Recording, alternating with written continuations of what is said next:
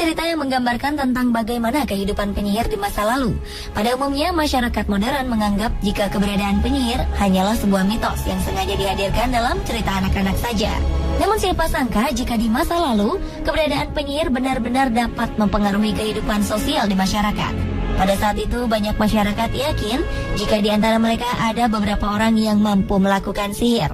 Lalu siapa sajakah mereka yang dikenal memiliki sihir dalam pengetahuan modern? Berikut 7 penyihir di dunia nyata versi on the spot.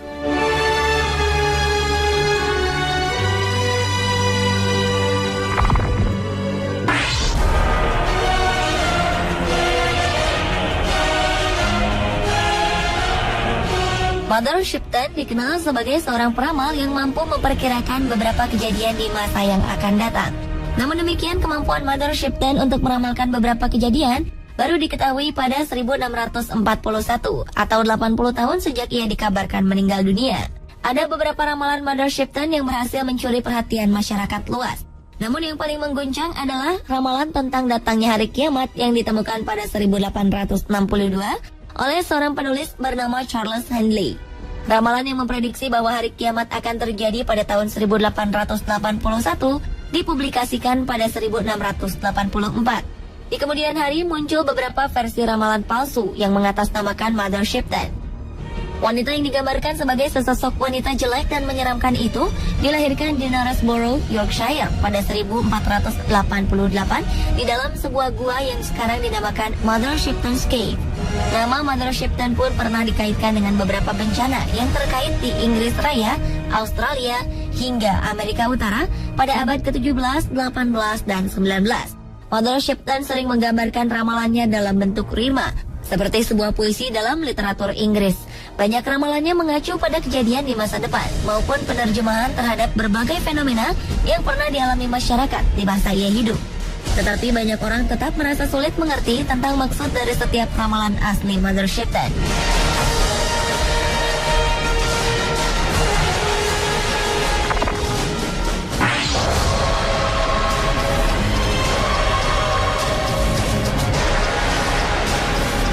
Jika Anda pernah mendengar istilah voodoo, yaitu sebuah tradisi ilmu hitam dari Afrika Barat, maka Marie Laveau lah sosok wanita yang paling dikenal sebagai ahlinya. Marie Laveau yang hidup pada 10 September 1801 hingga 15 Juni 1881 ini menjelma menjadi seorang ahli tenung terkenal di New Orleans, Amerika Serikat. Walau dikenal sebagai seorang ahli tenung, namun tak ada yang aneh dengan perilaku sosialnya saat itu. Pada masa epidemi demam kuning pada 1853, ia bekerja tanpa lelah sebagai seorang perawat. Banyak orang mengagumi dan menghormatinya. Bahkan dalam berbagai obituari, ia banyak digambarkan sebagai orang suci. Kehidupannya sebagai seorang ahli tenung terungkap setelah sebuah surat kabar menceritakan bagaimana ia memimpin upacara voodoo yang sensasional. Ia pun dianggap sebagai penyihir. Tapi akhirnya Marie Laveau memutuskan untuk berhenti melakukan praktek voodoo dan kembali mengabdikan dirinya secara eksklusif kepada gereja Katolik. Hingga kini masih banyak orang berdatangan ke makamnya di St. Louis Cemetery dengan berbagai tujuan, mulai dari ziarah sebagai penghormatan hingga berusaha memanggil kekuatan spiritual dari Marie Laveau.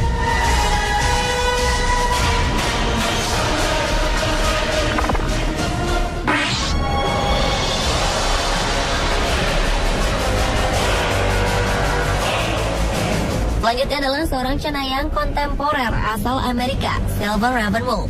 Wanita ini terlahir dengan nama Jenny E. Troyer pada 11 September 1956. Ravenwolf kemudian tumbuh menjadi seorang ahli sihir, pesulap, dan pengajar yang berfokus pada aliran pagan yang disebut Neo-Wicca. Beberapa praktek yang terdapat dalam keyakinan Wicca adalah ritual magis dan hal-hal yang berkenaan dengan dunia supranatural. Meski terkenal, Ravenwolf bukanlah pemimpin dari sekte ini.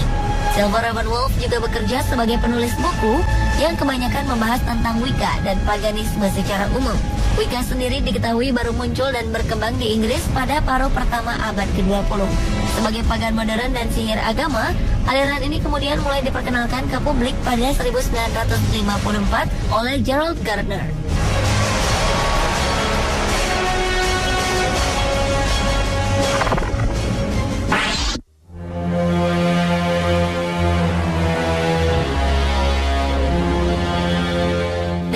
banyak penyihir yang ada di dunia, mungkin sosok Maggie Wall lah yang paling misterius.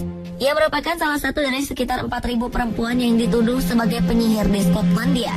Karena tuduhan inilah ia kemudian dieksekusi mati di depan publik pada 1657.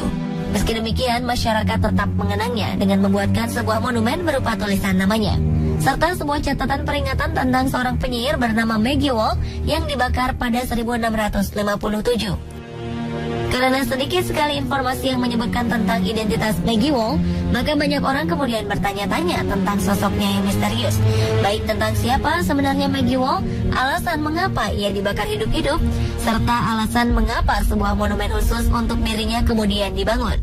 Banyak spekulasi pun kemudian berkembang.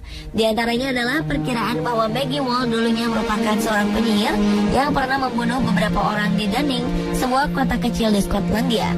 Dengan sosoknya yang misterius, kini banyak orang dengan berbagai profesinya berusaha mengungkapkan jati diri siapa sebenarnya Maggie Wall.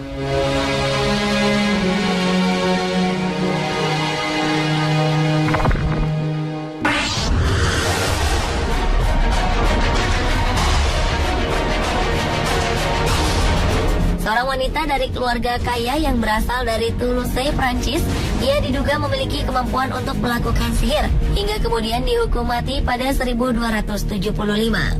Nama Ugel de Lebat populer dan dikenal sebagai orang pertama yang dihukum mati atas tuduhan sebagai seorang yang memiliki kekuatan sihir selama abad pertengahan. Ugel de Lebat lahir sekitar tahun 1230 dan ia merupakan anggota dari keluarga bangsawan yang menganut ajaran Khatarisme. Yang tak lain adalah sebuah sekte Gnostik yang dianggap sesat oleh gereja Katolik. Ia pun pernah dituduh sebagai orang sesat yang memiliki hubungan terlarang bersama iblis, hingga melahirkan seorang raksasa pemakan daging yang memiliki kepala serigala dan ekor ular. Dari raksasa inilah masyarakat kemudian mengaitkannya dengan kehilangan bayi-bayi mereka yang diduga telah dimakan raksasa itu. Delebat pun dituduh sering menculik anak-anak dan bayi sebagai makanan anak raksasanya. Selain itu, ia juga kerap menggali kuburan untuk mengambil jenazah anak kecil yang baru dimakamkan selama kurun waktu 2 tahun. Di bawah penyiksaan, ia kemudian mengaku hubungan terlarangnya dengan iblis. Ia pun akhirnya dinyatakan bersalah atas berbagai kejahatan, lalu dibakar hidup-hidup. Meski demikian, banyak pemuka agama yang meragukan kebenaran cerita Ugel de Lebat karena minimnya informasi tentang pengadilan Toulouse yang menceritakan tentang kejahatannya bersekutu dengan setan pada 1275.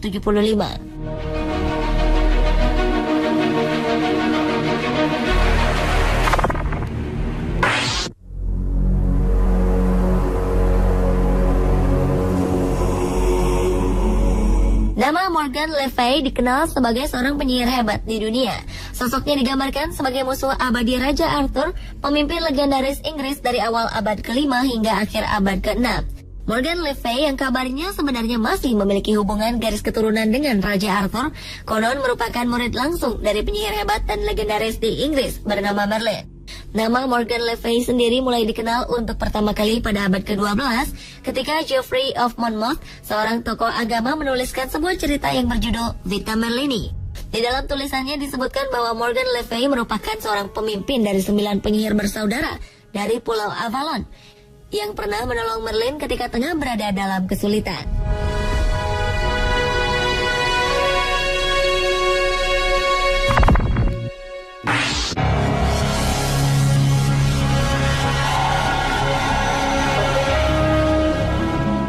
Pada abad ke-17 di wilayah kota Leonardtown, Maryland, seorang legendaris abad ke-17, Moldair, dituduh memiliki kemampuan sihir yang jahat. Keberadaan Moldair sebenarnya lebih mirip sebagai sebuah mitos yang hidup dalam kultur masyarakat Irlandia.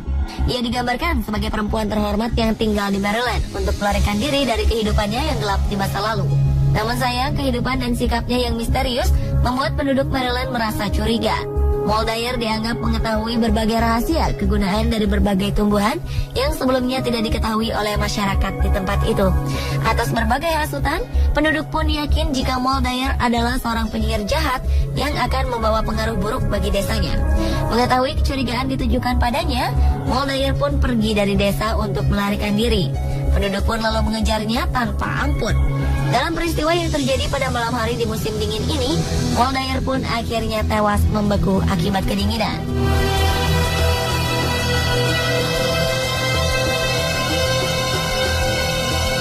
Pemirsa, itulah 7 penyihir di dunia nyata versi on the spot.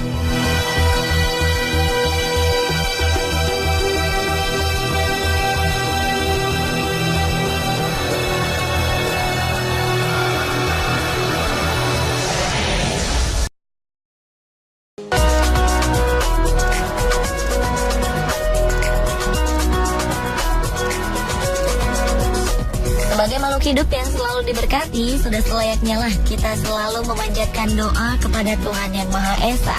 Selain sebagai wujud dari rasa terima kasih, doa yang dipanjatkan pun dipercaya akan memberikan lebih banyak kenikmatan dalam sisi kehidupan yang lainnya. Jika selama ini kita hanya mengetahui bahwa berdoa hanya dilakukan manusia saja, maka setelah melihat tayangan berikut ini, kita pun akan melihat bagaimana makhluk hidup lain, khususnya hewan, juga dapat memanjatkan doa. Meskipun beberapa hewan harus menjalani proses latihan untuk dapat memanjatkan doa, namun beberapa hewan lainnya dipercaya benar-benar memanjatkan doa atas kehendaknya sendiri. Lalu bagaimanakah cara mereka memanjatkan doa-doa tersebut? Berikut 7 aksi hewan berdoa versi on the spot.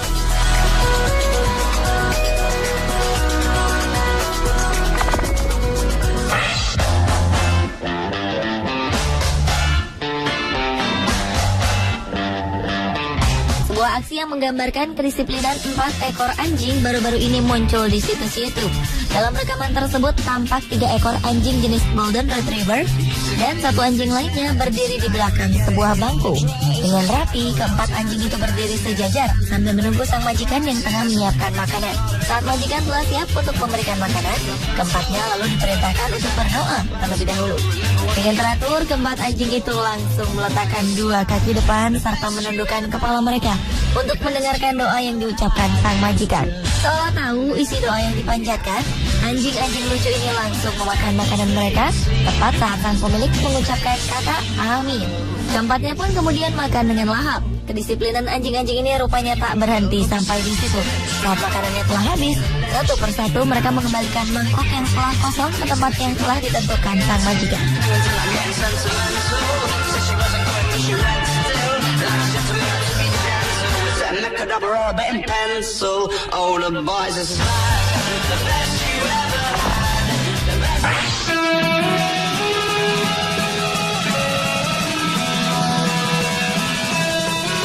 Seorang turis berhasil mengabadikan momen ajaib saat seekor gajah melakukan ritual keagamaan.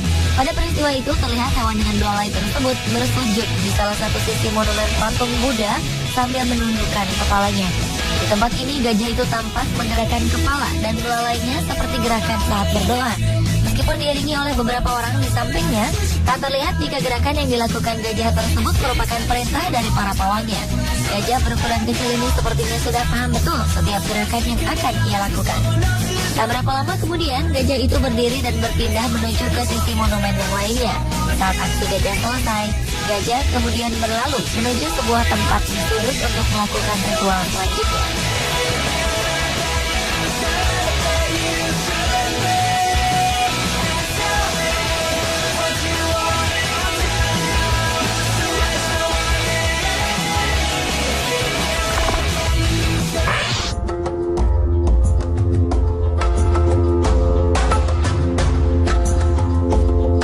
Pada suatu sore di musim dingin, seekor bajing tampak berada di atas sebuah sarang burung.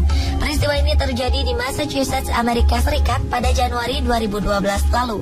Saat itu, rupanya bajing sedang berusaha menghindar dari ancaman bahaya yang datang dari seekor burung elang. Tampaknya burung elang memang terbang berputar-putar seolah sedang mengawasi bajing itu. Karena takut dijadikan mangsa, akhirnya bajing hanya terdiam di tempat tersebut. Ia bahkan menundukkan kepalanya seolah sedang berdoa agar ia selamat dari ancaman burung elang. Selesai berdoa, bajing pun memilih untuk masuk ke dalam kandang burung dan bersembunyi di dalamnya selama kurang lebih 40 menit. Bajing itu akhirnya berani keluar setelah merasa yakin jika burung elang telah pergi meninggalkan tempat itu.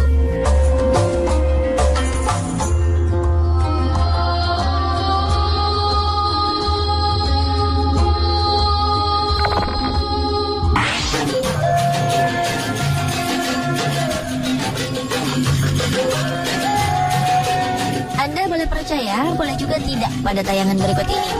Dalam sebuah video yang diunggah ke situs YouTube, tampak seekor burung merpati menundukkan kepalanya seolah ia sedang bersujud untuk berdoa.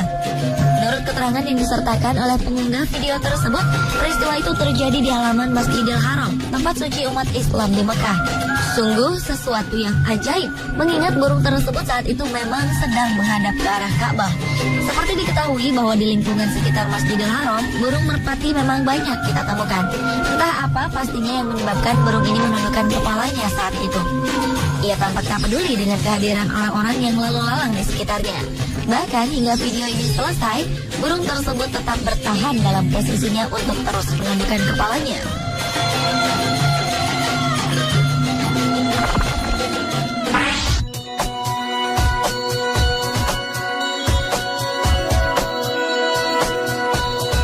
Sebagai makhluk ciptaan Tuhan, sudah selayaknya kita selalu ingat dan mengucapkan terima kasih kepada Sang Maha Pencipta atas segala karunia yang telah diberikannya. Hal inilah yang rupanya tengah dilakukan seekor tikus dalam video ini. Di samping sebuah apel berukuran besar, tikus tersebut mengangkat kedua kaki depannya tinggi-tinggi dan menggerak-gerakannya seolah sedang memanjatkan syukur. Perilakunya tampak alami, di mana tak ada seorang pun di sekitarnya yang terlihat mengajarkan apapun kepadanya. Entah suatu kebetulan atau memang tikus tersebut benar-benar sedang berdoa di samping apel itu. Saat seseorang memindahkan apel itu, sang tikus tampak tak peduli dan tetap berdiri dalam posisi berdoa. Bahkan ketika apel itu diletakkan kembali di samping sang tikus, ia tetap berdoa seolah mensyukuri apa yang didapatnya hari itu. Sungguh sebuah contoh yang patut ditiru manusia untuk mengingatkan agar kita tidak pernah lupa untuk selalu bersyukur atas nikmat yang selalu diberikan oleh Tuhan Yang Maha Esa.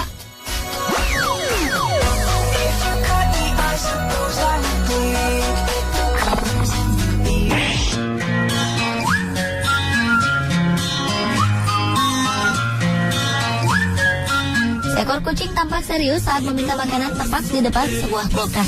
Setelah memohon agar ia segera diberikan makanan, kucing tersebut berdiri di atas kedua kaki belakangnya. Lalu dengan posisi terangkat, ia mengayun-ayunkan kedua kaki depannya persis seperti seseorang yang sedang berdoa. Kucing ini mungkin mengira jika kulkas tersebut adalah sosok pemberi makanan yang baik hati. Karena tanpa mempedulikan siapapun di sekitarnya, ia terus memandangi kulkas tersebut dengan penuh harap. Bahkan keberadaan kameramen yang saat itu merekam aksi sang kucing tampak tak diacuhkan olehnya. Aksi ini pun terus ia lakukan selama beberapa saat dengan penuh kesabaran.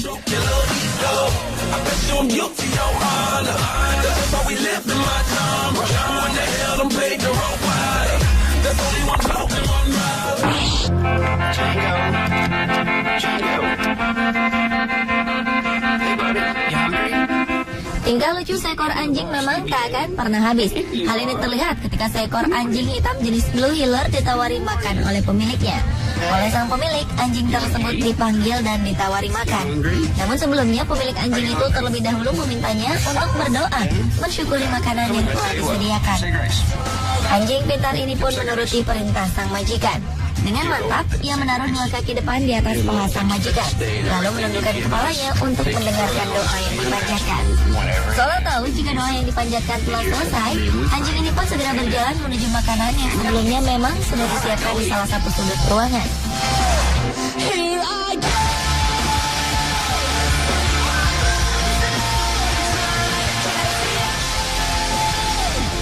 Sementara dalam video berikutnya terlihat dua ekor anjing kecil melakukan hal yang sama setelah sang majikan menyiapkan mangkuk makan mereka.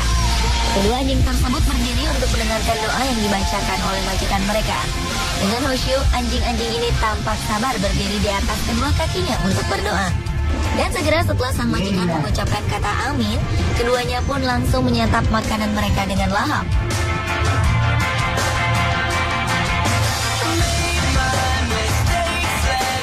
Pemirsa, itulah 7 aksi hewan berdoa versi on the spot.